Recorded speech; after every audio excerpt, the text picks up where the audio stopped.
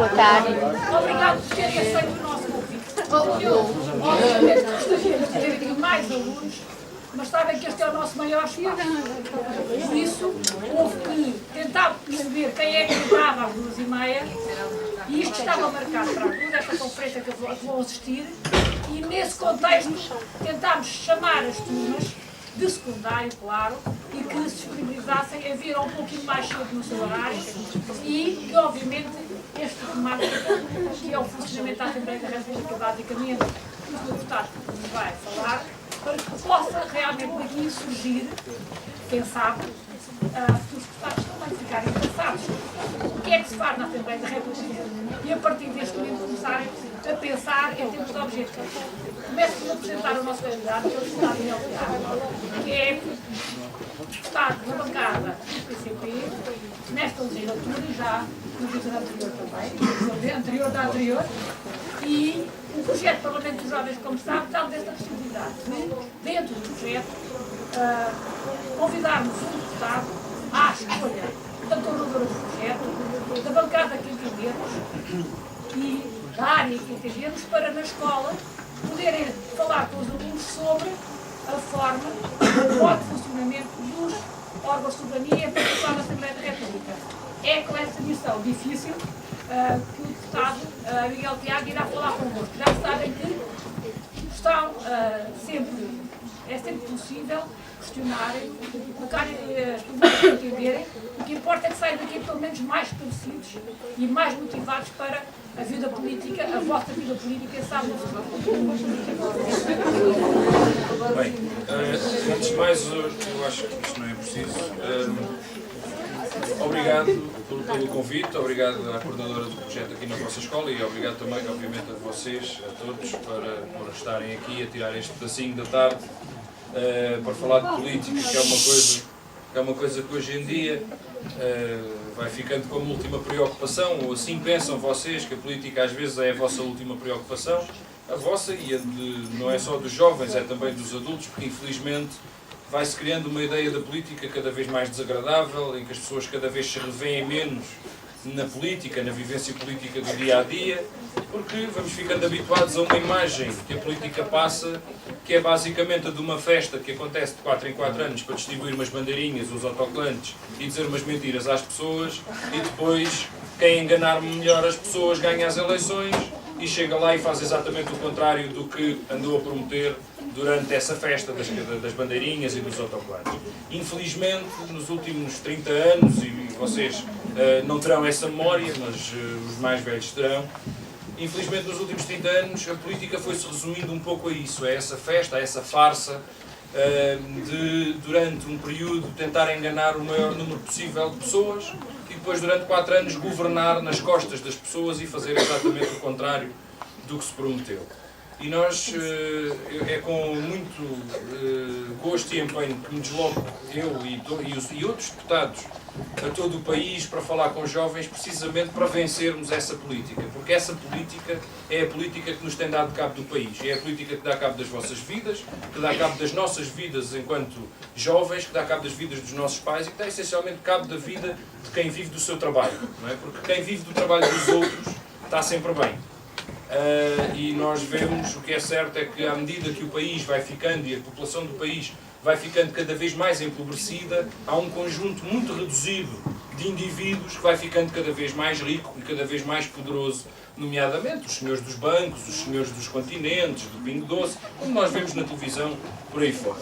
Portanto, é muito grato para quem é deputado, como eu sou, deputado do Partido Comunista Português, poder vir falar com todos aqueles que tenham um interesse em falar de política, para começarmos todos juntos a vencer essa política. E só será possível vencermos essa forma de fazer política se deixarmos de dizer que não queremos nada a ver com a política, se deixarmos de voltar as costas à política e se começarmos também a participar diretamente naquilo que consideramos que é injusto para tentar melhorar, naquilo que consideramos que está bem feito para tentar consolidar, etc. E este momento do Parlamento dos Jovens pode ser, pode não ser, mas também pode ser um ponto em que, discutindo, nos aproximamos da política e nos aproximamos também da democracia portuguesa, pelo menos começamos a compreender como é que ela funciona. eu propunha-vos, se estivessem de acordo, que em vez de eu ficar a falar muito tempo, eu tentaria explicar-vos muito brevemente como é que funciona a Assembleia da República, mais ou menos, assim em traços muito gerais, e que depois vos passasse a palavra para introduzirem ou o tema que estão a debater, que são as redes sociais, e a participação e cidadania, ou colocarem outras perguntas que queiram sobre a situação nacional do país, sobre a situação internacional, sobre o Parlamento, sobre a vida dos deputados, sobre aquilo que entenderem. Porque a ideia deste programa, o Parlamento dos Jovens, também é essa, é possibilitar que muitos jovens do país, que noutras ocasiões não teriam a possibilidade de estar na mesma sala com os titulares dos órgãos de soberania, neste caso a Assembleia da República, também poderem trocar opiniões, colocar questões e ouvir as respostas, obviamente, e compreender as respostas de acordo com o seu próprio julgamento, de acordo com a vossa própria perspectiva. Eu queria, antes de mais, dizer-vos que a Assembleia da República, como vocês sabem, tem 6 partidos, tem 6 grupos parlamentares. A Assembleia da República é o único órgão de soberania nacional que tem múltipla representação, ou seja, que não é unipessoal. O Presidente da República, como vocês sabem, é só uma pessoa, portanto ganha, mesmo que não tenha a maioria numa primeira volta, faz-se uma segunda volta para ter maioria, e é uma pessoa que representa todo o país, mas o Parlamento não é assim. No Parlamento estamos todos representados, todos, desde que tenham um mínimo de votos. E no Parlamento não há só uma força política, há todas as forças políticas que tenham votos suficientes para representar os portugueses. Neste momento estão 6 forças políticas representadas no Parlamento, que é o Partido Ecologista dos Verdes, o BE, o PCP, o PS, o PSD e o CDS, e essas 6 forças estão representadas na proporção dos votos que tiveram. Vocês sabem que agora há uma maioria de PSD-CDS, que não havendo uma maioria de um só partido, se juntaram e, portanto, neste momento, esses 2 partidos são a base do governo. Uma outra nota que eu gostava de vos deixar logo à partida é que, às vezes, nós pensamos que votamos, quer dizer, quem já vota, haverá alguns aqui na sala que ainda não votam, mas pensamos que votamos para o governo. Ninguém vota para o governo. Nós, quando vamos votar, não escolhemos o governo. Nós não escolhemos o Primeiro-Ministro, nós não escolhemos o Ministro da Economia, não escolhemos nenhum Ministro. Nós só escolhemos os deputados. É o único órgão nacional que é representativo e democraticamente eleito. O Governo é, em função da Assembleia da República, da composição dos grupos parlamentares maiores, designado pelo Presidente da República. Por isso é que nós hoje temos um governo que é do PSD e do CDS, porque são as 2 forças que se aliaram na Assembleia da República para fazer um governo. E então o Presidente da República convida essas forças a nomear um governo. Isto para termos ideia, porque às vezes ficamos com aquela ideia de que as eleições são para eleger o governo. É uma ideia falsa e é uma ideia que introduz raciocínios errados nas pessoas. Porque pensamos que estamos a escolher um governo, quando na verdade estamos a escolher uma Assembleia da República. E a Assembleia da República não é só de uma força. Não é só de uma força política. Tem várias, como já vos disse. A Assembleia da República, não sei se vocês sabem o que é que a Assembleia da República faz. Estão ali aqueles 230 deputados, às vezes, outras vezes não estão lá todos, estão ali naquele hemiciclo que se vê na televisão. O que é que se faz na Assembleia da República? Uma parte do que se faz na Assembleia da República é aquilo que vocês vão fazer. Quem é que é das listas? Já sei onde é que você está. Ok, Presidente da lista. Quem participa nessa lista vai produzir um documento com 3 medidas, julgo eu, não é? Com 3 medidas que são propostas sobre o tema para a Assembleia da República. Isso é uma parte do trabalho da Assembleia da República, é a componente legislativa, fazer as leis. Fazer as leis, desde as leis que regulam a escola, até às leis que regulam a economia, que regulam a política, todas as leis. O que é crime, o que não é crime, o que é ilícito, o que não é ilícito, como é que funciona o Serviço Nacional de Saúde, como é que funcionam as escolas, tudo isso é decidido na Assembleia da República e depois o Governo executa de acordo com o que a Assembleia da República decide. Depois há uma outra parte que a Assembleia da República também faz. Essa parte vocês, mesmo aqueles que estão na lista, não vão fazer, porque é uma parte diferente, que é o controle do Governo. É o controle daquilo que o Governo faz. A Assembleia da República não tem ministérios, não tem trabalho executivo, não faz, só faz as leis. E então, como o Governo depois é que vai pôr as leis em prática, a Assembleia da República controla a forma como o Governo faz. Por exemplo, a nossa Constituição da República diz que o ensino deve ser gratuito, desde o primeiro ano do básico até ao doutoramento. Diz que deve ser progressivamente gratuito. Os grupos parlamentares podem verificar se o Governo está ou não está a cumprir a lei. Por exemplo, nesta matéria, acham que o Governo está a cumprir a lei? Não. Quando pagamos 1.040 euros de propinas por ano no ensino superior, o Governo não está a cumprir a lei. Então cabe aos grupos parlamentares confrontarem o Governo, controlar a forma como o Governo cumpre ou não cumpre a lei. A nossa Constituição diz que o Serviço Nacional de Saúde e o acesso à saúde são tendencialmente gratuitos. As taxas moderadoras subiram agora, em alguns casos, para o dobro. Acham que está a cumprir a lei ou não está a cumprir a lei? Não. Cabe à Assembleia da República e aos deputados confrontar o Governo com essa falha da lei. Pronto, isto para vocês perceberem como é que a Assembleia da República também... É claro que um deputado do PSD ou um deputado do CDS vai dizer que sim, que está a cumprir a lei. Não, o Governo está a cumprir a lei. 1.040 euros de propinas é quase como se fosse gratuito, dizem eles. E, portanto, está a cumprir a lei. E digo eu, porque sou de outro partido, porque tenho outra perspectiva, não, desculpem, mas pagar 1.040 euros de propinas não é gratuito em lado nenhum do mundo. Isto é a minha opinião. E, portanto, a Assembleia da República, em função da força que cada partido tem lá, decide. Se eu for à Assembleia da República dizer que o Governo não está a cumprir a lei nesta matéria, o mais provável é que o PSD e o CDS rejeitem a minha proposta e digam que sim. Pronto. E isso as pessoas escolhem a forma como os partidos se vão comportar e a forma como, ao fim e ao cabo, vamos legislar, fazer as leis no nosso país e como vamos controlar o Governo. Porque ao votarmos num partido, mesmo que esse partido não seja Governo, vai ter um grupo parlamentar. Por exemplo, o meu partido, o Partido Comunista Português, não é do Governo. Mas temos um grupo parlamentar que, na Assembleia da República, faz as suas propostas, controla e fiscaliza a ação do Governo, de acordo com a nossa perspectiva. Por isso é que nós vamos lá dizer que achamos que isto não é cumprir a lei, e os outros vão dizer que acham que é cumprir a lei. Portanto, há estas duas partes. Fazer as leis e depois cumprir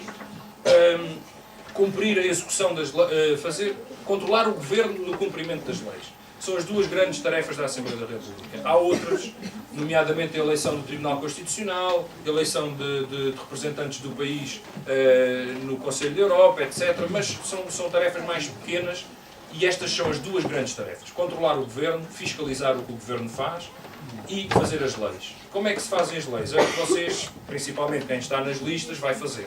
Vai fazer, quer dizer, não vai fazer nenhuma lei, mas vai simular que está a fazer uma lei. Entendem que há um problema que necessita de uma solução, ou que há uma experiência que precisa de ser aperfeiçoada. E então propõem um conjunto de medidas que, no vosso caso, vai ser como recomendações, no caso da Assembleia da República seria sob a forma de uma lei, e propõem aos outros. No caso, vocês ainda estão numa Assembleia de Escola, depois, se forem, julgo que serão uma Assembleia Distrital, e depois, se forem eleitos na Assembleia Distrital, vão participar mesmo na Assembleia, na sessão nacional da Assembleia da República. E vão propor aos outros a vossa lei, no vosso caso é uma recomendação. E vão discutir com eles. E é como se faz na Assembleia da República. A Assembleia da República tem 230 deputados. E vocês também vão reproduzir esse processo. 230 deputados, imaginem lá o que é. Nesta sala devem estar o quê? 150, 100? Não, 90. 90. Estão aqui 90 estudantes. Se nós quiséssemos debater uma lei aqui, não saíamos daqui hoje. Cada um tem uma opinião, ia ser uma confusão, uma salganhada tremenda, é impossível discutir com 90 pessoas. Agora imaginem o que era discutir com 230 deputados. Ainda são piores para discutir do que as pessoas normais. E então, para que seja facilitada essa discussão, existem as comissões parlamentares, que são grupos mais pequenos de deputados. Se vocês forem até à Assembleia, se forem até à Sessão Nacional na Assembleia da República, vão passar por essa fase também, a fase da comissão. Que são grupos mais pequenos de deputados, onde é mais fácil discutir. Qual é a diretora que está com vocês? Onde é bastante mais fácil discutir, não é? Então, nós propomos a lei, eu vinha aqui e propunha-vos uma lei, aos 230 deputados, no caso 90. Se vocês achassem que essa lei merecia uma discussão mais aprofundada, baixa à Comissão. Na Comissão trabalha-se ponto a ponto, a linha a linha, porque é mais fácil, são só 20 deputados, é muito mais fácil de discutir. Depois há um texto final, já depois de trabalhado, já depois de todos os contributos, todas as opiniões, e volta ao plenário, outra vez aos 230 deputados. E os 230 deputados pegam naquele texto final e decidem que é lei ou não é lei, passa ou não passa. Depois o Presidente da República é que manda a lei para publicação, se não verificar inconstitucionalidade na lei produzida, no decreto da Assembleia da República produzido.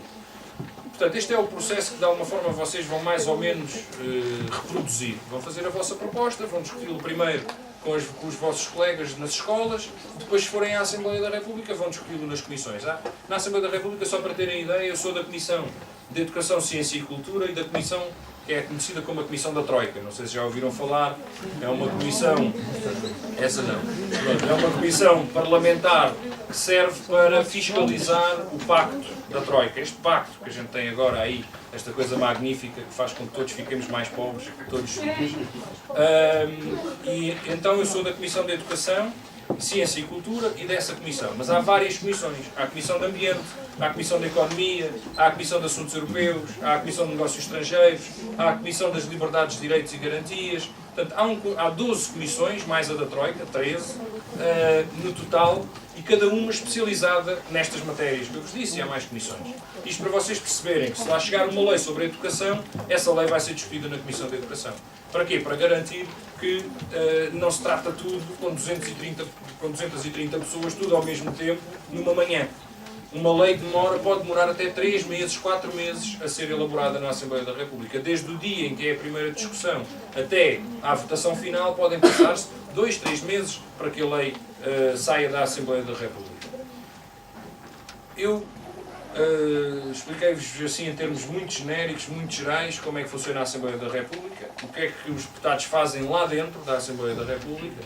Os deputados também trabalham fora da Assembleia da República, como é o caso, por exemplo, hoje estou aqui convosco, podia estar noutro sítio, estive de manhã em Albufeira, no essencial dei-vos mais ou menos estas notas para que compreendam o que é ser membro da Assembleia da República. Os deputados, como no meu caso, somos deputados porque fomos eleitos, ou seja, a minha profissão não é ser deputado, eu sou geólogo. Eu tirei um curso de Geologia, sou geólogo, essa é que é a minha profissão, e sou comunista. Também sou comunista. Não sou deputado. Eu neste momento estou como deputado. Se daqui a uns anos as pessoas não votarem em mim, ou se o meu partido não me quiser nas listas, eu já não sou deputado, mas sou geólogo e sou comunista. Na mesma, não é? Isto para nós percebermos que a responsabilidade que temos na política não é uma carreira, pelo menos na forma como eu entendo e como entendemos no meu partido. Não é uma carreira, não se tira ao curso para depois subir lá na estrutura do partido e ser deputado. Não. Nós temos a nossa profissão, temos a nossa vida, somos comunistas e a determinada altura da nossa vida as pessoas à nossa volta votaram o suficiente no meu partido para que eu fosse deputado. E isso pode deixar de acontecer daqui a um ano, quando houver eleições. Portanto, isto para perceberem que não é uma profissão, não é uma carreira, e aqueles que entendem que isto é uma profissão ou uma carreira, provavelmente são os mesmos que têm contribuído para que o nosso país vá ficando cada vez pior ao longo do tempo, porque se calhar estão a fazer política para o seu bem e não para o bem daqueles que votaram neles. E eu agora propunha que vocês colocassem as questões que entendessem sobre o tema das redes sociais ou sobre outra questão qualquer, fazendo só esta ressalva. Não se esqueçam que, havendo 6 grupos parlamentares na Assembleia da República, 6 partidos, se tivesse aqui um deputado de outro partido, ia dizer as coisas de outra maneira. E, portanto, não entendam a minha posição sobre as perguntas que me fazem, ou sobre as perguntas que me vão fazer, como a posição de todos os deputados, como é óbvio. Se vocês me perguntarem a minha posição, como eu já vos disse, por exemplo, sobre as propinas, não é igual à de um deputado do PSD, não é igual à de um deputado do BE. Portanto, tenham em conta que a Assembleia da República tem várias opiniões representadas e que, portanto, eu não posso dar a dos outros, só posso dar a minha e, portanto, tenham isso em conta. Não é? Tentarei dar a minha opinião de acordo naquilo que for factual, de acordo com o funcionamento da Assembleia da República, naquilo que for político, obviamente, não posso responder como aquilo que não sou, portanto, tenham isso em conta. Não é? Se tivesse aqui um deputado do CDS, ia dizer tudo ao contrário do que eu vou dizer, e isso também faz parte da nossa democracia, não é? Essa diferença e esse combate ideológico. Pronto, obrigado, e se quiserem colocar alguma questão, estou à vossa disposição. Diz lá. Qual é a diferença entre um comunista e um socialista? Qual é a diferença? Sim. Olha, isto eu vou-te dar a minha opinião, não é? Não há nenhum livro que diga a diferença entre os comunistas e os Façam lá socialistas. silêncio para que o vosso colega possa ficar esclarecido. Como é que te chamas? Sim. Gonçalo. Gonçalo perguntou qual é a diferença entre um comunista e um socialista. Olha, no início, portanto, no final do século XIX, os socialistas eram exatamente a mesma coisa que os comunistas. O socialismo nasce, aliás, o nome dos partidos comunistas nessa altura era Partidos Sociais Democratas. Os partidos sociais-democratas do leste da Europa, nomeadamente da Alemanha, da Rússia, etc., tiveram depois divisões internas. Portanto, vejam bem, sociais-democratas, divisões internas. Essas divisões internas deram origem a uma via que se seguiu e que ainda hoje se chama sociais-democratas, que são os PSDs. Em Portugal são os PSDs, noutros países têm outros nomes. Uma outra facção que se chamaram os socialistas, que em Portugal são os PS, e uma outra que deu origem, a partir das decisões comunistas, aos partidos comunistas, que em alguns países ainda hoje se chamam partidos socialistas. Ainda houve outras ramificações, nomeadamente os socialistas revolucionários, que era o PSR antigo, que já não existe em Portugal, foi extinto, e houve várias facções, mas portanto, destes primeiros grandes partidos, que eram os sociais-democratas, saíram estas ramificações. O socialismo e o comunismo, na prática, são dois conceitos que o Marx definiu como conceitos políticos de uma sociedade avançada, por oposição ao capitalismo. Nós temos o capitalismo, que é a sociedade em que vivemos, já vivemos noutras organizações, já vivemos numa sociedade feudal, já vivemos numa sociedade baseada na escravatura, já vivemos num coletivismo primário, na pré-história, por aí fora, e agora vivemos no capitalismo. E às tantas propôs-se o socialismo como uma nova etapa da humanidade. Pronto, e o socialismo e o comunismo não têm nenhuma diferença. Não têm nenhuma diferença. Na teoria, não é? Socialismo e comunismo são a mesma coisa. Mas como eu te expliquei, aquelas divisões internas nos partidos sociais-democratas deram origem a esses vários nomes de partidos. Sociais-democratas, socialistas e comunistas. Mas o projeto socialista, digamos assim, é um projeto em que o interesse social, o interesse das pessoas, se sobrepõe ao interesse capital, ao interesse do lucro. É só esta a diferença. Capitalismo, o mercado serve-se das pessoas. Socialismo, as pessoas servem-se do mercado. Pronto. E socialismo e comunismo são a mesma coisa, mas muito embora os socialistas portugueses e os comunistas portugueses não sejam nada a mesma coisa.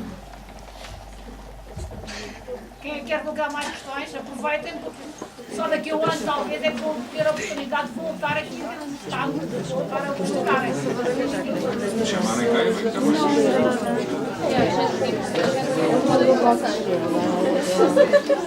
Quem é que quer colocar questões?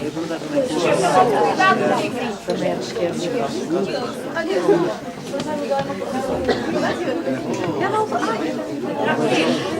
Façam vocês perguntas, com certeza que têm muitas perguntas. Silêncio, faz favor. Silêncio. É preciso mais ou menos quanto tempo para uma pessoa, não é, que quisesse sacar funções políticas ter uma reforma? Antes, como é que chamas? Chamo-me Diogo. Diogo. Quanto tempo é que é preciso exercer funções políticas para ter uma reforma? Houve uma altura em que, ao fim de 12 anos, os titulares da Assembleia da República, do órgão de soberania Assembleia da República, passavam a usufruir de uma pensão vitalícia no valor igual ao do seu salário. Ou seja, um deputado que ficasse 4 mandatos, 12 anos 3 mandatos, desculpem, 12 anos na Assembleia da República, podia depois sair de lá e continuava a receber todos os meses um salário igual, uma pensão para o resto da vida. Isso acabou e agora já não existe. Podes lá passar 5 anos, podes passar 12, podes passar 20, que nunca vais levar isso. Portanto, atualmente, os titulares do órgão de soberania Assembleia da República recebem a pensão com base no desconto que fazem como os outros trabalhadores. A diferença é que o salário deles é maior. Por exemplo, o salário de um deputado, eu não sei ao certo quanto é que é, porque eu não recebo o salário dos deputados, eu dou o meu salário ao meu partido, mas é muito melhor do que a média. A média em Portugal também não é difícil, a média em Portugal são 620 euros. Não é? Eu acho que na Assembleia da República recebe-se qualquer coisa como 3.000, não tenho a certeza. Ora, a pensão, a reforma do deputado é como a dos outros trabalhadores. Se um trabalhador ganhar 3.000 euros, vai ter a reforma igual à do deputado. Não é? Portanto, ou seja, já não há aquela coisa de trabalhamos 12 anos e depois vamos embora e leva-se o salário. Isso acabou. Eu acho que o único cargo que ainda tem isso, mas também não tenho a certeza, é o do Presidente da República. O Presidente da República ganha uma prestação para o resto da vida por ter sido Presidente da República. Não sei ao certo quanto é, posso depois, se quiseres, deixas-me um contacto, eu vou ver isso e mando por e-mail ou coisa assim, como quiseres, porque também não quero estar a dizer que o Cavaco Silva vai ganhar para o resto da vida, não quero estar a mentir, mas eu tenho ideia que ganha uma... Bem, olha, fica com direito a uma casa e a um polícia, isso é certo. E já é algum dinheiro. Mas isso é só, atenção, isso é só para o Presidente da República. É só o Presidente da República, não são os outros titulares de órgãos políticos, de órgãos de soberania. Ele ainda no outro dia veio dizer que pediu do salário dele, mas deve ser. Sim. Isso ficou pobre. O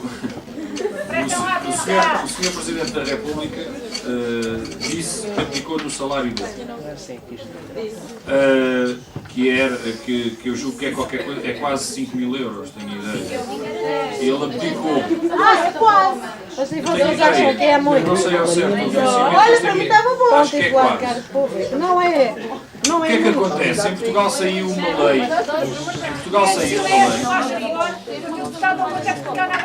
lei. Em Portugal saiu uma lei, se não estou a errar a coisa, 2 anos atrás, proibia as pessoas de receberem uma reforma e um salário ao mesmo tempo. Ou seja, ou ganhas a reforma ou ganhas o salário.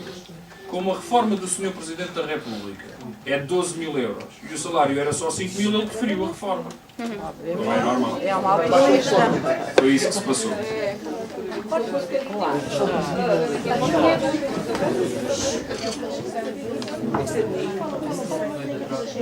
Mais alto, que os colegas ouvirem. Que é para ouvirem. Diz lá que essa pergunta é importante. Olha, são 71 mil milhões de euros.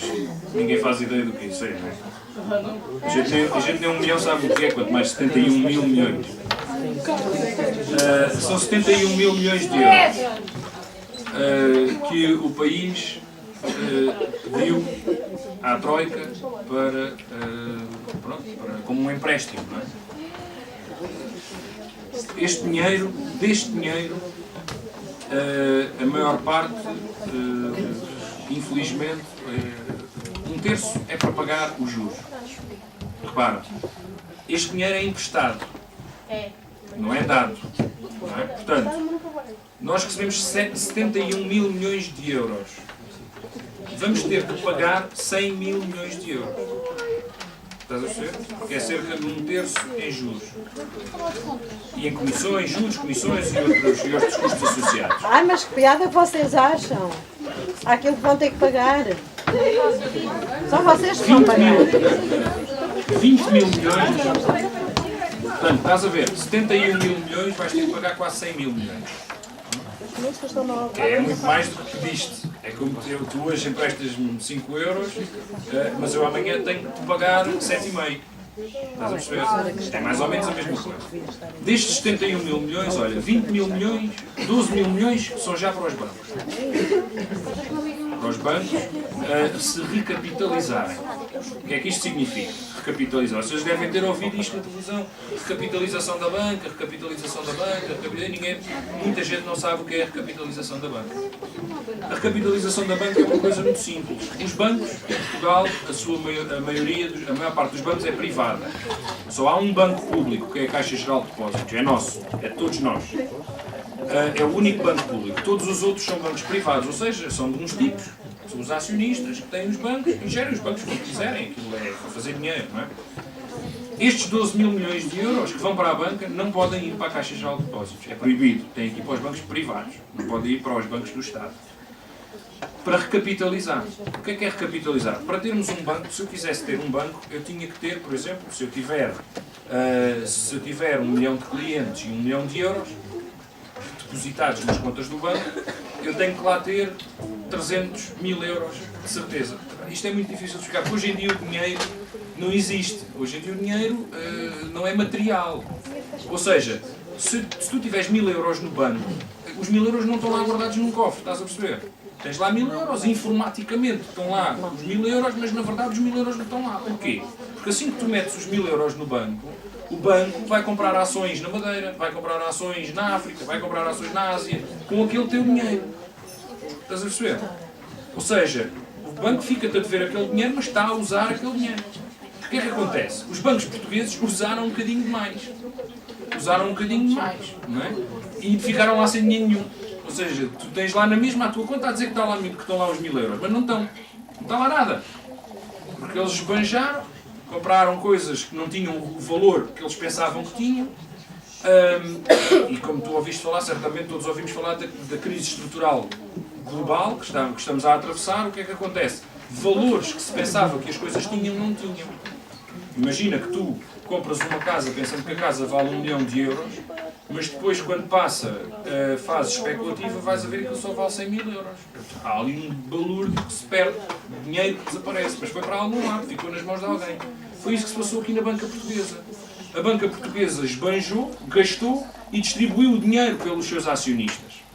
Ou seja, os 1000 euros que tu pensavas que tinhas no banco já estão num iate de um gajo qualquer, desculpa a expressão, de um tipo qualquer que comprou um iate e anda com ele, sabe-se lá onde. Já não estão lá. Então nós agora vamos usar o dinheiro que a Troika está a pôr aqui para voltar a pôr nos bancos para tu teres lá os 1000 euros. Estás a perceber? Alguém gastou aquele dinheiro. E agora nós vamos gastar o dinheiro para pôr lá outra vez. Nós todos, porque nós todos vamos pagar isto.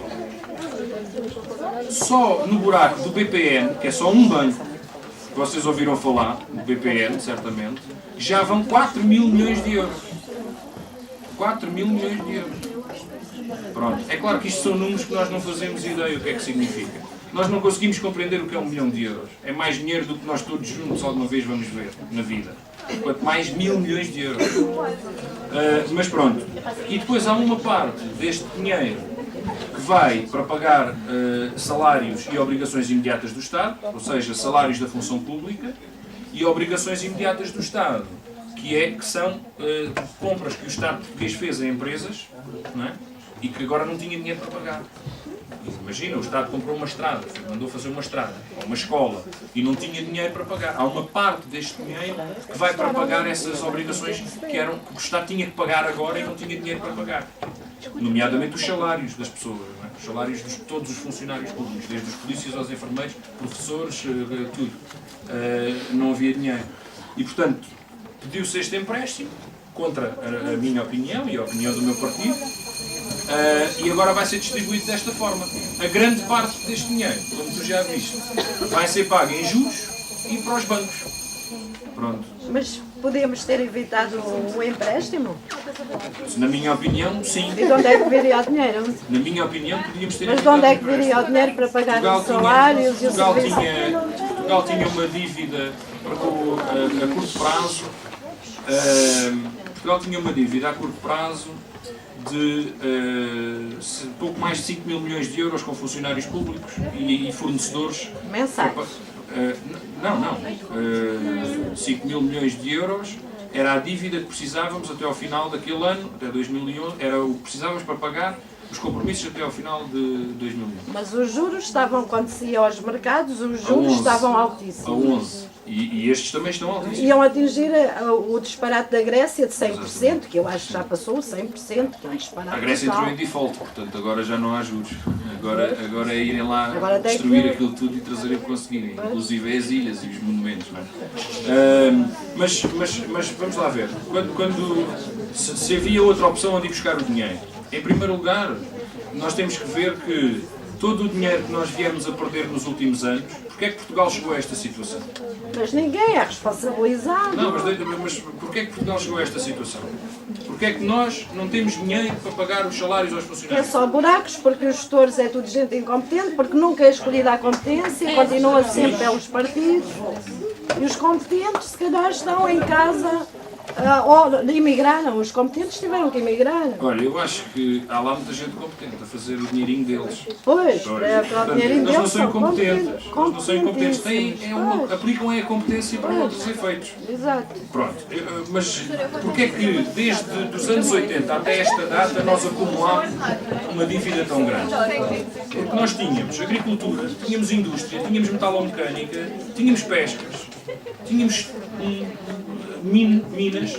Portanto, o país explorava, só para vocês terem ideia, o país nos anos entre 74 e 76 só precisou de mandar 25% do consumo vir de fora. Ou seja, nós conseguíamos garantir a nossa subsistência em 75% das nossas necessidades, entre 74 e 76. Equilibrámos, aliás, logo a seguir com a intervenção do FMI, que disse isso. O FMI veio cá e disse isso, que as contas portuguesas estavam relativamente equilibradas. Embora houvesse falta de liquidez, a economia estava equilibrada. Ou seja, não havia dinheiro, mas não estávamos a caminhar para ter mais dívida. Estávamos numa posição sustentável. Mas sabe perfeitamente que nessa altura a moeda podia ser desvalorizada Exatamente. e agora não Essa pode. é uma das questões. E agora não pode. O que é que acontece? Desde os anos 80 até aqui, nós já precisamos de mandar vir do estrangeiro 80% do que comemos. 80%. Ou seja, nós passamos de uma situação em que tínhamos 75% do que precisávamos, aqui, sem precisar de endividar o país, e agora só temos 20% do que precisamos. Isto só estou a falar de comida. Só estou a falar de comida, porque se formos para a roupa, ou para os carros, ou para o gasóleo, para a energia, há casos em que é 100%, como no caso do gasóleo. Todo o gasóleo é 100%. Não temos gás, porque não temos petróleo cá, não é? Mas isso também não tínhamos em 76. Ao longo deste tempo, o que é que fizemos? Fechámos a agricultura, as pescas, as conserveiras, a indústria metalomecânica, a indústria naval, fechámos tudo. Ou seja, nós antes produzíamos cá os nossos comboios. Agora mandamos vir da Alemanha. Quem é que ganha com isto? A Alemanha. Produzíamos as nossas alfaces. Agora mandamos vir da França. Quem é que ganha com isto? A França. Tínhamos o nosso peixe. Agora não podemos pescar, mas os espanhóis podem vir pescar na nossa água e depois vender-nos o peixe a nós. Quem é que ganha com isto? Os espanhóis. Ou seja, com esta política de favorecer as grandes potências da União Europeia e de usarmos a mesma moeda que eles, estamos sempre em desvantagem. Porque usamos a mesma moeda que os grandes, que são os mesmos que nos vendem as coisas. Porque nós já não fazemos. Como já não produzimos, precisamos de lhes comprar a eles. E eles controlam a moeda e o consumo. Percebes? E, portanto, o que é que acontece? Ao longo dos anos, isto fez com que a tua dívida externa, aumentasse brutalmente. Aliás, no último ano ela cresceu quase 100%, quase que duplicou. Mas, curiosamente, o ano em que ela mais cresceu, os anos em que a nossa dívida mais cresceu, foi entre os anos de 80 a 90. Foram os anos do Cavaco Silva como Primeiro-Ministro. Que é agora o Presidente da República que fala das pescas. Claro. O senhor que mandou destruir as pescas em Portugal. Mas pronto, é só para nós. Vocês não têm essa memória histórica, mas é muito importante pensarem nisso, porque é para não votarmos naqueles que destruíram o país. A professora perguntou onde é que podíamos ir buscar o dinheiro. É claro que, numa perspectiva de longo prazo, se puséssemos a nossa agricultura a trabalhar, as nossas indústrias, se criássemos emprego, a longo prazo conseguiríamos gerar o capital necessário. Uma corrida contra o tempo, não é? Mas nós tínhamos que pagar salários naquele mês. Como é que fazíamos? Eu não sei se vocês sabem, mas o Estado português vende a dívida no estrangeiro, naqueles leilões que a vossa professora falava. Mas também compramos dívida de outros. E Portugal tem mais de 50 mil milhões de euros em dívida de outros países. Mas isso será que lhes pagavam? Se fosse cobrar, será que lhes pagavam? Não, não é cobrar, é irmos resgatar. O nosso Estado tem 50 mil milhões de euros empatados em dívida privada e pública de outros países. Porque o Estado português também faz investimentos, e bem, ainda bem que faz. Ou seja, usa dinheiro de nós todos para comprar ações num banco nos Estados Unidos, ou para comprar ações numa fábrica, ou para comprar dívida.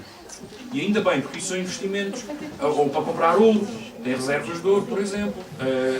Faz investimentos. Temos 50 mil milhões espalhados pelo mundo. Porquê é que não resgatámos uma parte, só precisávamos de 5 mil milhões para pagar as dívidas a curto prazo? Porquê é que não fomos buscar esses 5 mil milhões em vez de pedir a intervenção da Troika, que nos vai custar milhares de milhões de euros em juros e em comissões? Estás a perceber? É mais ou menos isto. Imagina que tu tens uma dívida com alguém. Tens uma dívida de 10 euros. Até ao fim do mês. Tens de pagar 10 euros até ao fim do mês. Mas eu estou-te a dever 50. Eu estou-te a dever 50 euros a ti. Se tu tiveres de pagar a dívida ao fim do mês, o que é que tu vais fazer? Vais cobrar-me pelo menos os 10 euros, eu devo-te 50. Vais-me cobrar, ou vais pedir ao banco 50, que vais ter que pagar juros. E entretanto, despedes-te. Deixas de trabalhar. Imagina que estás desempregado e deves esse dinheiro. Ou seja, trabalhar não dá porque não há emprego. É como no nosso país, não há emprego. Portanto, não podes trabalhar. Só tens uma dívida aqui de 10 euros e eu devo-te a ti 50. O que é que tu preferes fazer? Preferes vir-me cobrar a mim o dinheiro e pagar à outra pessoa? Ou preferes ir ao banco, buscar 50 euros, mas daqui a um ano vais ter que pagar 70? O que é que tu fazias? Ias-me buscar a mim, como é óbvio. Qualquer pessoa... Se eu tivesse para pagar. E portanto, infelizmente o que o nosso governo fez foi exatamente a outra opção. Agora, há aqui um problema. Não é porque não há nenhum problema, é pedir dinheiro emprestado.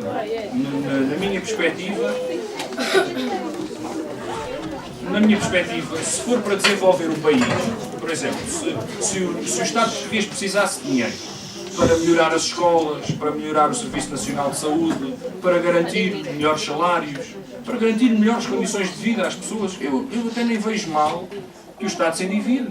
Aliás, todos os Estados do planeta estão endividados. Os Estados Unidos, que são um Estado exemplo do capitalismo, são o Estado mais endividado do mundo. Ao pé deles, nós somos os meninos. Portanto, só para nós percebermos, não há nenhum problema desde que usemos a dívida para manter a nossa economia a funcionar. Ou seja, como é que isso se faz? É garantir que a minha economia cresce o suficiente para eu pagar a dívida. Se eu vou ter que pagar juros da dívida a 10%, significa que a minha economia, no mínimo, tem que crescer 11%. Ou 10%, não é? No mínimo, para pagar a dívida. Se eu vou pedir um juro, se eu vou pedir um empréstimo a juros de 5%, e sei que a minha economia está a crescimento zero, e em Portugal até estamos abaixo de zero, como sabem, não é? Saíram agora os dados do Banco de Portugal, que nos colocam em 2 anos seguidos de recessão, ou seja, nós perdemos 5% da nossa riqueza nacional em 2 anos. Em 2 anos o país perdeu 5% da riqueza nacional. Como é que vamos pagar juros que podem chegar aos 6%? Quer dizer, é uma questão... É claramente o caminho da Grécia. É que não vamos pagar. Não temos como pagar. Só que quando não tivermos como pagar, já nós estamos a ganhar metade, já não temos férias, já não temos subsídios de Natal, já não temos subsídios de férias, já não temos reformas, já não temos hospitais públicos, as propinas já não vão ser 1000 euros, vão ser 2000 euros.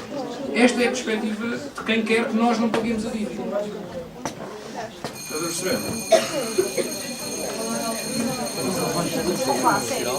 É o caminho que está a acontecer agora na Grécia. O país entra numa incapacidade de pagar a dívida, não é? E os credores, que é quem tem custou o dinheiro, vai buscar tudo.